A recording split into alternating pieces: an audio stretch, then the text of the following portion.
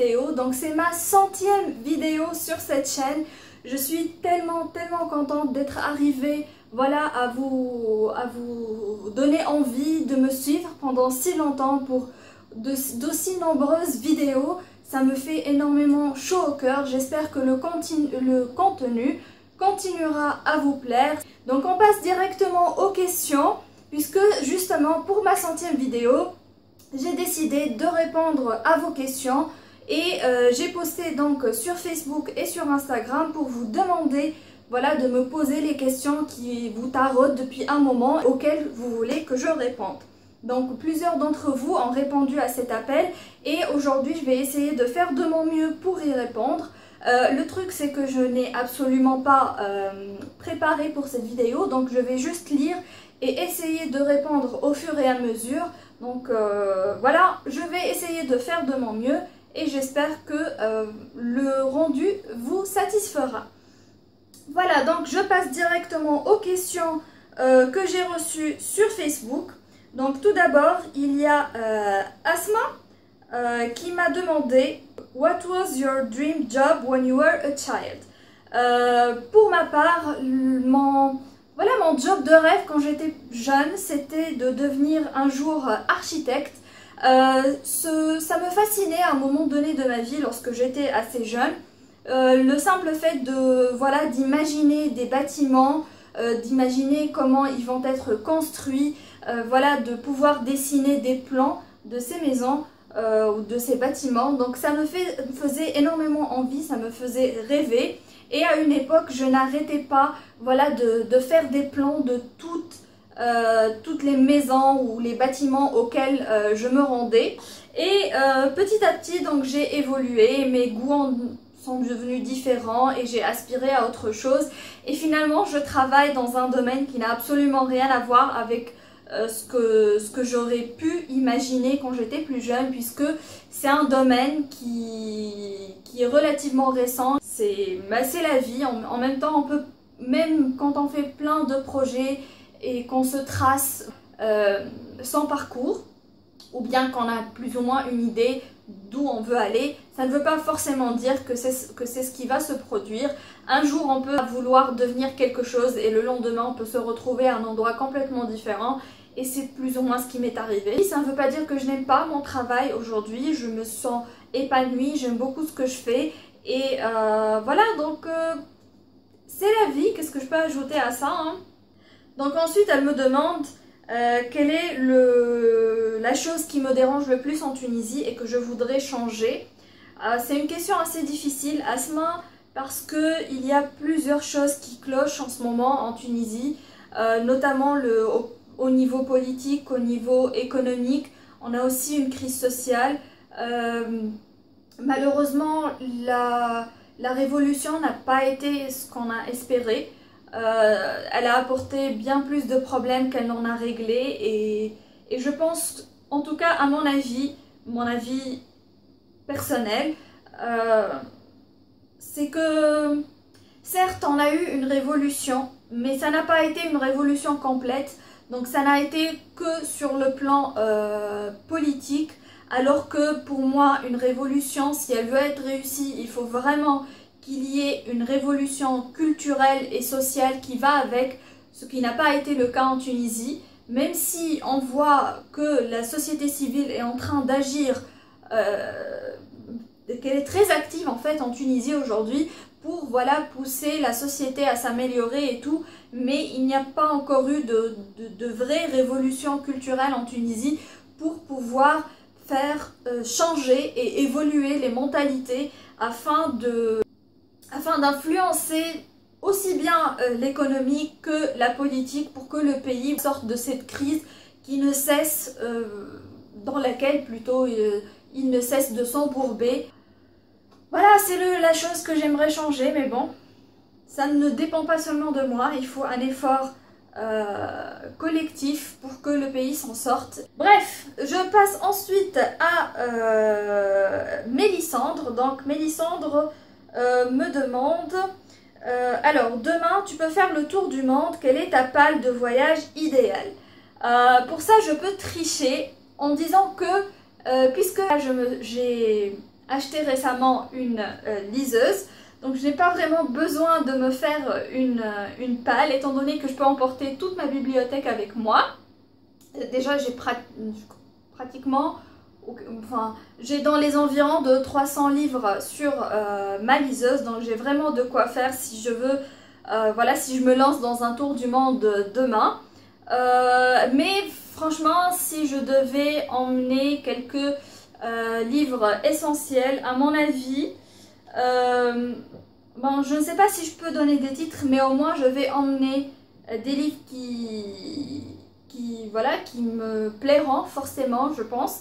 En tout cas, je choisirai un Stephen King, forcément, j'emporterai un Stephen King avec moi. Donc j'emmènerai une série fantasy, je ne sais pas encore laquelle, mais peut-être Téméraire de Naomi Novik, puisque j'avais envie de la lire depuis un moment.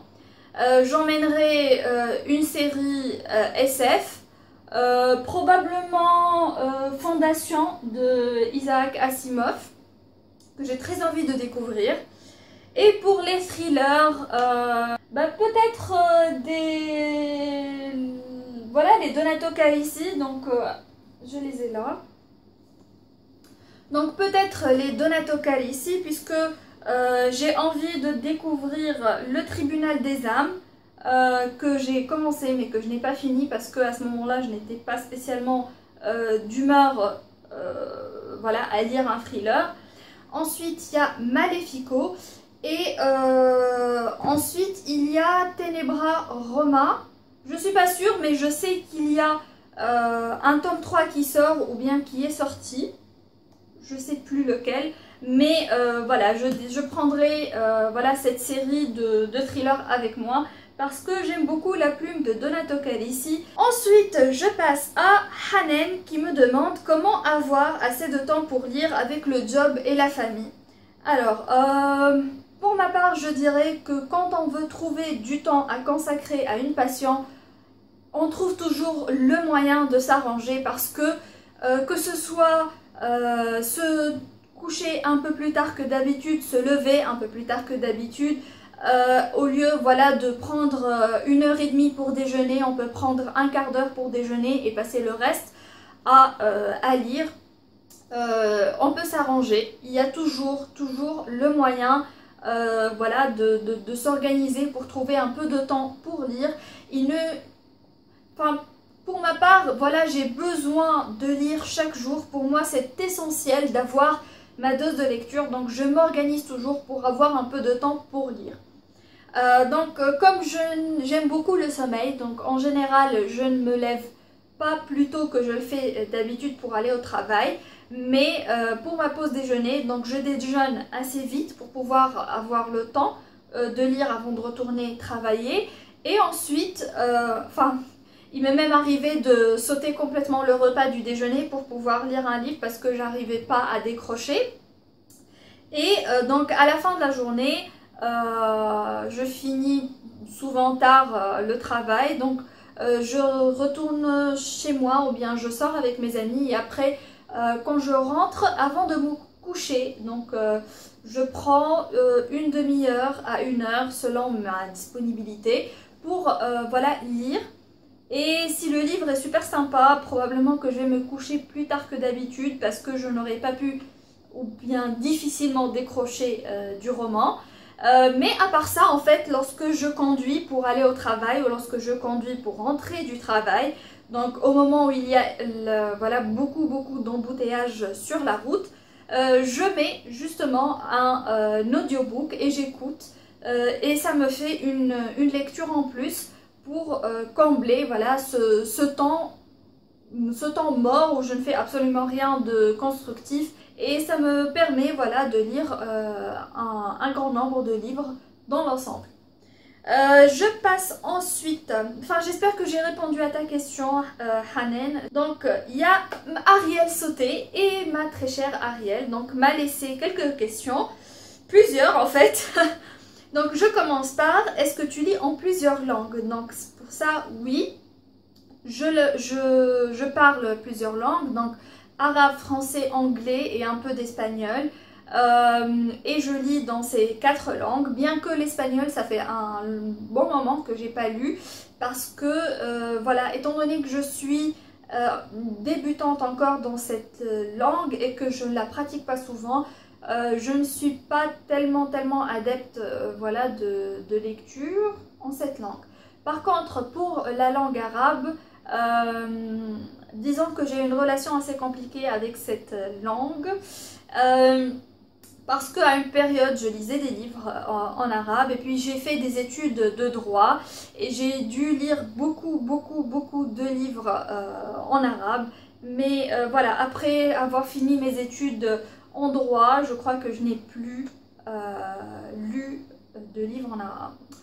Ensuite, quelle serait ta préférée? Donc parmi toutes ces langues, mes préférés c'est le français et l'anglais. Pour moi, il n'y a aucune différence entre ces 2 langues. Je lis aussi bien en français qu'en anglais et pour moi, ça ne fait absolument aucune différence parce que j'aime les 2 langues et voilà, tout simplement. Donc ton personnage préféré de tous les temps? Aïe.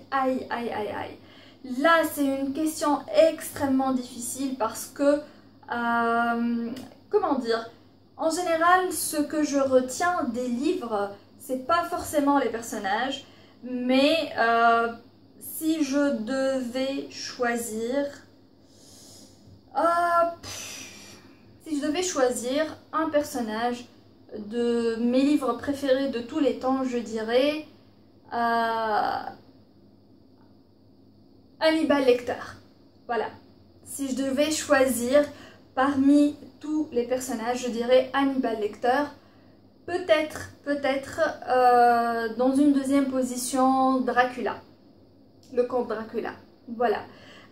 J'aime beaucoup le personnage de Hannibal Lecter. C'est un personnage qui m'a toujours fascinée, qui a été un des moteurs qui ont fait que j'adore, mais que je sois autant fascinée par les tueurs en série, par tout ça, et voilà quoi. Donc c'est quand même un personnage hyper fascinant. Donc celui que tu détestes. Donc là je vais choisir un personnage d'un livre que j'ai détesté, mais de la mort qui tue. Donc c'est Alaska, de Qui es-tu Alaska, de John Green. Et dire que j'ai détesté ce personnage, elle m'a quand même rendu malade tout au long du roman, donc pour vous dire quoi. Ensuite, la rencontre littéraire qui a changé ta vie.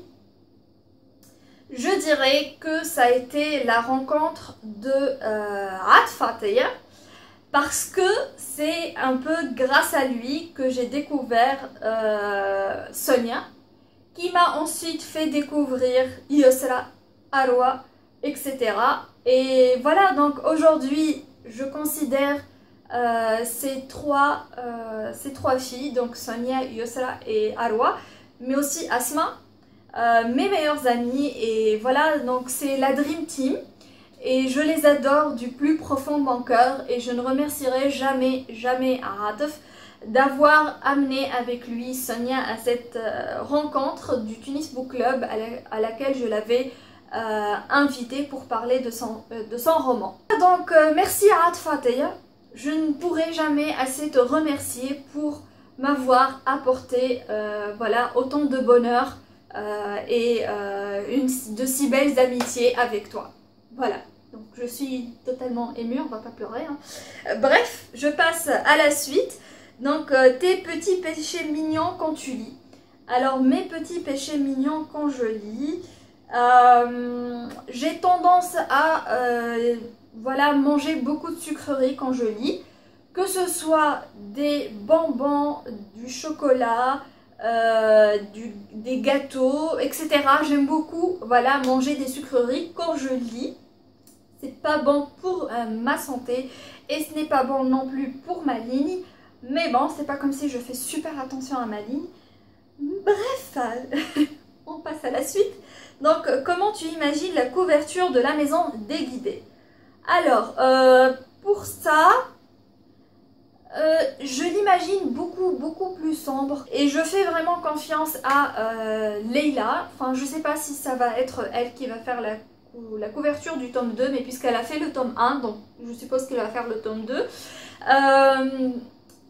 Et je l'imagine vraiment beaucoup plus sombre étant donné la direction que le roman a pris, surtout avec le cliffhanger à la fin. Et je pense que ça va garder quand même plus ou moins le même état d'esprit pour que voilà, il n'y ait pas de coupure entre le tome 1 et le tome 2. Mais voilà. En tout cas, c'est comme ça que je l'imagine. C'est tout pour les questions d'Ariel. Ensuite, je passe à Béatrice. Donc, merci ma Béatrice. Est-ce que tu dois refaire tes vidéos ou répéter plusieurs fois une partie de la vidéo? Donc merci d'avoir posé cette question parce que j'ai rencontré plusieurs de mes abonnés à travers voilà, des rencontres fortuites ou bien des événements, et plusieurs d'entre eux étaient impressionnés par voilà, mon élocution et ma maîtrise de la langue française. Mais ne vous trompez pas, je ne suis pas genre parfaite ou quoi que ce soit. J'ai beaucoup de mal parfois à m'exprimer. J'ai parfois beaucoup de mal à retenir mes tics de langage, comme voilà, et donc que je répète énormément lorsque je parle, parce que, enfin plutôt ce n'est pas parce que je m'exprime souvent dans des vidéos que je publie voilà, sur Facebook ou sur YouTube publiquement que je n'ai pas de nervosité derrière, que je n'ai pas la langue qui se noue dans ma bouche, que je n'ai pas voilà, des problèmes parfois à exprimer un sentiment ou bien exprimer une pensée. Ça ne veut pas dire non plus que je n'ai pas de difficulté à voilà, trouver l'inspiration pour parler d'un roman. Je suis pas du tout inspirée. Ou bien de parler d'une situation, ou bien de décrire un livre, ou etc. etc. Parfois, il me faut recommencer à plusieurs reprises pour voilà, pouvoir organiser mes pensées pour que ça rende quelque chose qui soit assez cohérent quand même pour que vous compreniez. Et ce n'est pas toujours évident.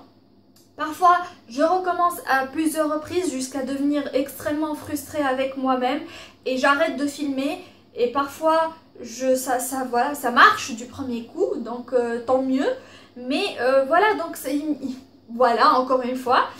Mais le truc, c'est que après, grâce au montage, je peux organiser tout ça sans pour autant devoir recommencer les vidéos à zéro à chaque fois, à partir de zéro à chaque fois. Franchement, l'outil de montage vidéo est un outil très utile pour moi parce que ça me permet d'alléger un peu mes vidéos, étant donné que je suis vraiment pipelette, que je pars dans des délires complètement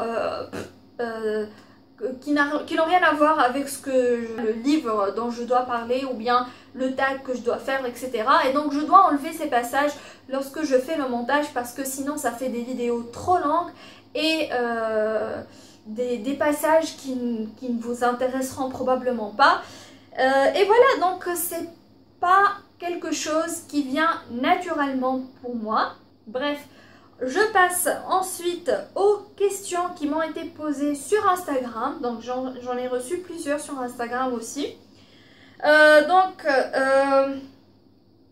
Emira me demande le livre que tu as regretté de lire. Donc pour ma part, je répète, donc c'est le même livre qui m'a inspiré mon personnage, le personnage que j'ai le plus détesté. Donc c'est Qui es-tu Alaska de John Green. Et j'aurais préféré ne l'avoir jamais lu parce que c'est un livre, comme je l'ai dit, qui m'a rendu malade, genre physiquement malade. J'en avais des douleurs à l'estomac et tout ça. Donc il y a une Sahar qui me demande si j'avais la possibilité de visiter un endroit voilà, qui a été mentionné dans un livre que j'ai lu, que ce soit réel ou imaginaire. Donc quel serait cet endroit et quel serait le livre qui l'aurait inspiré. Donc dernièrement, pour ceux qui ne sont pas encore au courant, ce qui est chose pratiquement impossible, je suis obsédée, en 2017, j'ai été obsédée par Outlander de Diana Gabaldon. Donc cette série m'a énormément obsédée, cette dernière année et je ne peux vous dire combien je suis complètement folle à l'idée de visiter un jour l'Écosse. J'en ai vraiment très envie et un des endroits que je visiterai ce sera forcément Inverness, dans cette ville dans laquelle se passe énormément de choses concernant l'histoire d'Outlander. Et je crois que je vais devoir quand même faire une vidéo consacrée à Outlander pour vous expliquer le pourquoi du comment qui a fait que je suis tellement obsédée par cette série. Ensuite, il y a Soumaya qui me demande combien de livres j'ai lus tout au long de ma vie. Alors là, c'est une question... J'ai essayé de compter. Ça va être vraiment difficile parce que j'en ai lu des milliers. Franchement, je peux dire que j'en ai lu des milliers.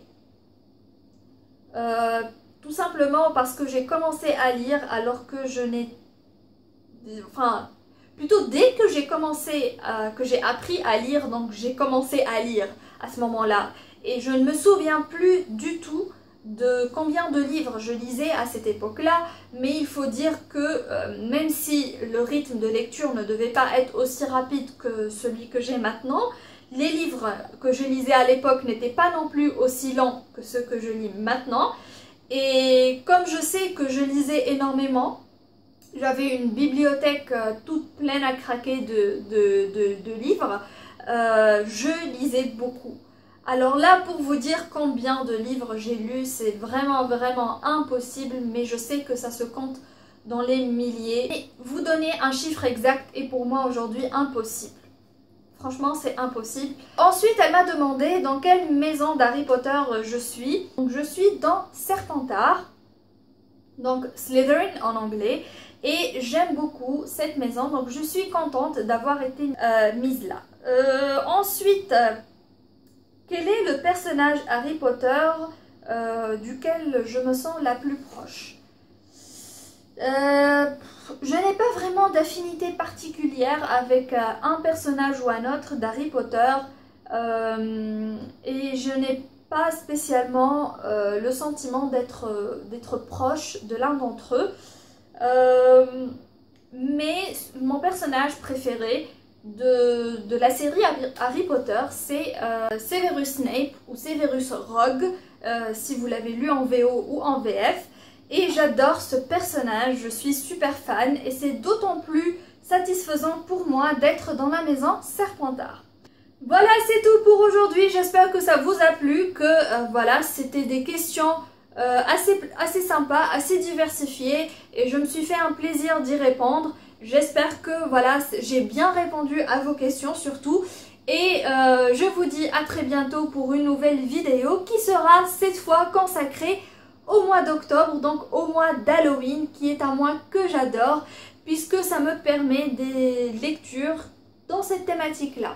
Et je vous retrouve donc très bientôt. Bye bye.